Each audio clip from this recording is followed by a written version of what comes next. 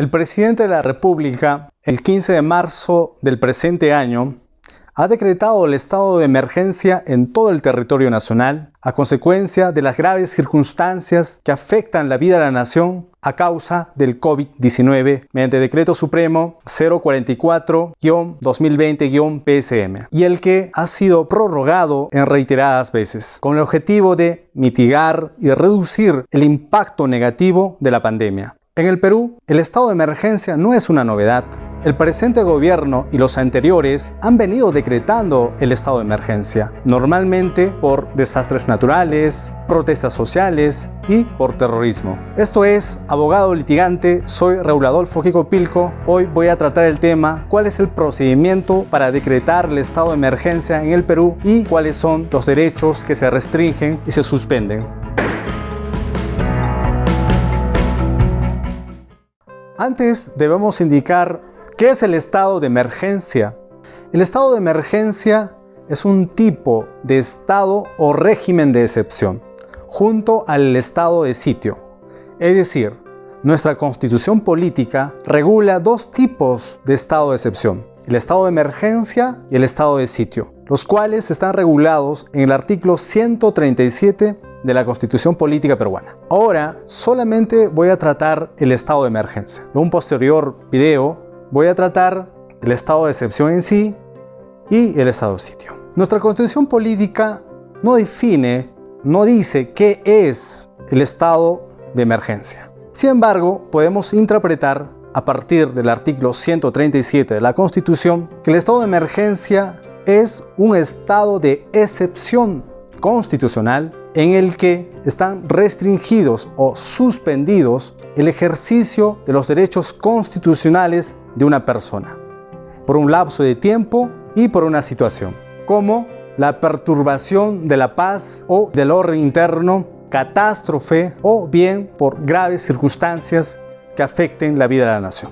¿Cuál es el procedimiento para decretar el estado de emergencia en el Perú? Se tiene que tener en cuenta el siguiente procedimiento y sobre todo para que sea constitucional el estado de emergencia. Primero, quien lo decreta es el presidente de la República con acuerdo del Consejo de Ministros. Es decir, no puede decretar el estado de emergencia el Congreso de la República, tampoco el presidente del Poder Judicial, mucho menos el gobernador regional ni el alcalde. Solamente está facultado para decretar el estado de emergencia el presidente de la República por un lapso de tiempo y por una razón justificada. Segundo, el estado de emergencia puede ser decretado en todo el territorio nacional o una parte de él. Por ejemplo, el actual estado de emergencia está decretado en todo el territorio nacional. Anteriormente también se ha venido decretando el estado de emergencia, pero en una parte del territorio, como por ejemplo en algunos distritos del departamento de Madre de Dios en el 2019, mediante el Decreto Supremo 28-2020-PSM. Tercero, una vez que el presidente decreta el estado de emergencia, tiene que dar cuenta al Congreso de la República, ya sea al Pleno o a la Comisión Permanente. ¿Qué significa dar cuenta? Significa poner en conocimiento, es decir, que el presidente de la República tiene que poner conocimiento al Congreso de que ha decretado el estado de emergencia, ya sea en todo el territorio o una parte de él. ¿Cuándo se da o se decreta el estado de emergencia?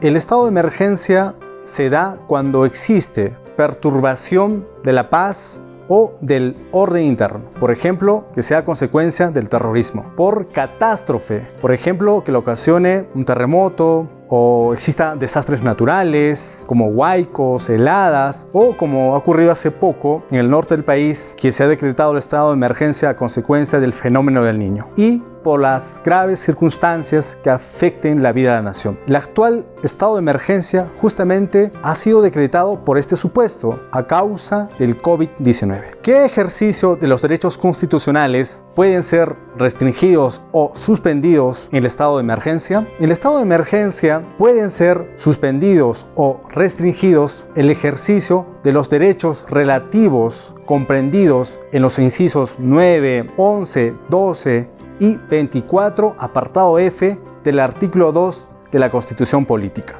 los cuales son la inviolabilidad del domicilio, la libertad de tránsito en el territorio, 3, la libertad de reunión y 4, la libertad y seguridades personales relativos a la detención de una persona. Sin embargo, los demás derechos constitucionales no están restringidos ni suspendidos, todo lo contrario, están garantizados, como el derecho a la vida, derecho a la salud, la igualdad ante la ley, la libertad de conciencia y religión. Debemos mencionar que al inicio del decreto del estado de emergencia en todo el territorio nacional, se han restringido o suspendido algunos derechos muy aparte de los 4 que mencionamos, como son el derecho al trabajo, la libertad de comercio, el derecho a protestar en grupo en una vía pública. Respecto a la inviolabilidad de domicilio, cuando no se decreta el estado de emergencia normalmente, para ingresar o investigar o registrar su domicilio, se requiere primero la autorización de usted o de la persona quien habita el domicilio. Segundo, se requiere un mandato judicial. Tercero, puede ingresar a su domicilio si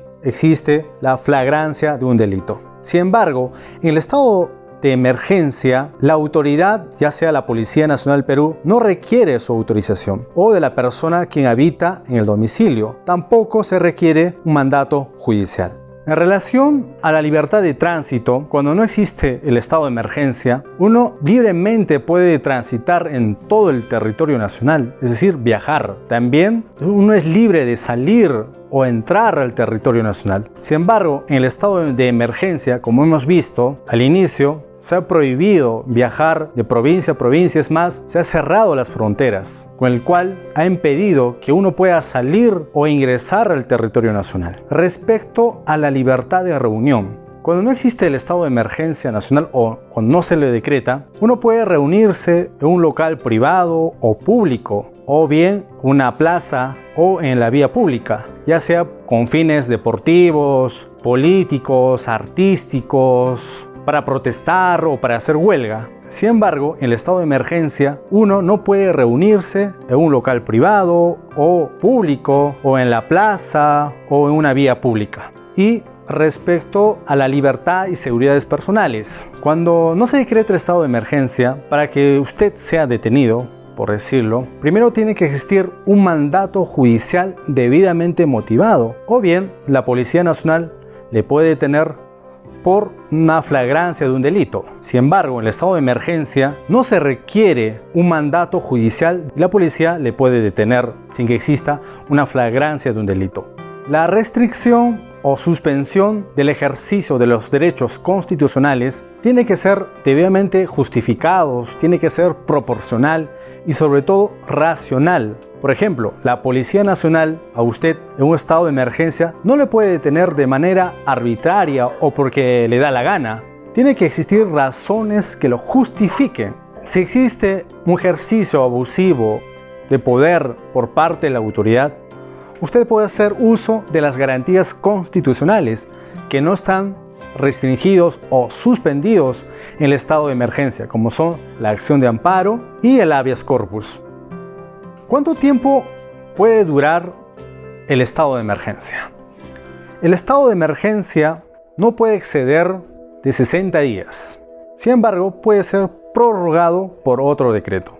Por ejemplo, actualmente el estado de emergencia está decretado hasta el 31 de agosto en todo el territorio nacional. Lo que ha variado ha sido el aislamiento obligatorio o cuarentena que se ha focalizado en algunos distritos o departamentos del Perú. Para finalizar, en el estado de emergencia, por ninguna circunstancia se puede desterrar a una persona. Muchas gracias. Hasta la próxima. Un saludo, litigantes.